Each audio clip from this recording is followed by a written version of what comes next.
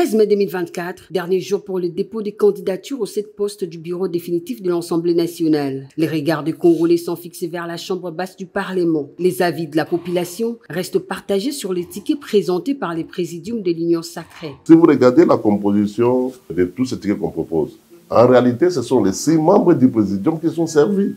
Et chacun a positionné ce qu'il veut.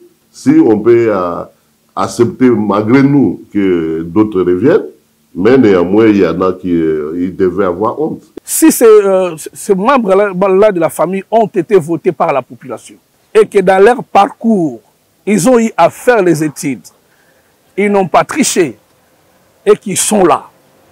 Moi, je ne trouve pas le mal. Hein? Ça dépend de la capacité intellectuelle d'une personne à une autre. Ce qui est important, c'est les résultats et non les noms. Sur cette poste, seulement celui du questeur adjointe réservé à la femme. Plusieurs d'entre elles, regroupées au sein des partis politiques, estiment que le gender n'est pas totalement pris en compte. Bon, personnellement, je suis dans les regrets de voir que les femmes qui sont sorties députées n'ont pas eu le courage de postuler.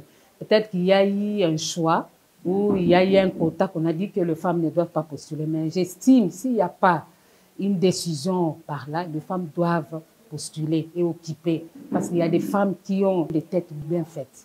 Donc je pense qu'elles devaient entrer dans le jeu. Les Congolais aspirent à un lendemain meilleur. Ils appellent à cette nouvelle configuration au respect de l'éthique pour un bon fonctionnement du bureau définitif pour amener les chefs de l'État à réussir son deuxième mandat. C'est le Parlement qui est l'autorité budgétaire.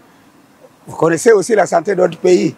Sans le budget, le pays ne peut pas fonctionner. Comme tout citoyen, nous sommes un peu gênés par la lenteur et l'allure où vont les choses, dans la mesure où on ne peut pas, plus de 5 mois après la présence du serment du chef de l'État, qu'on n'est pas un gouvernement. C'est aux représentants du peuple de faire leur choix, de voir la personne qui peut bien conduire l'Assemblée nationale. Ici est de noter que c'est le 18 mai prochain que le scrutin aura lieu.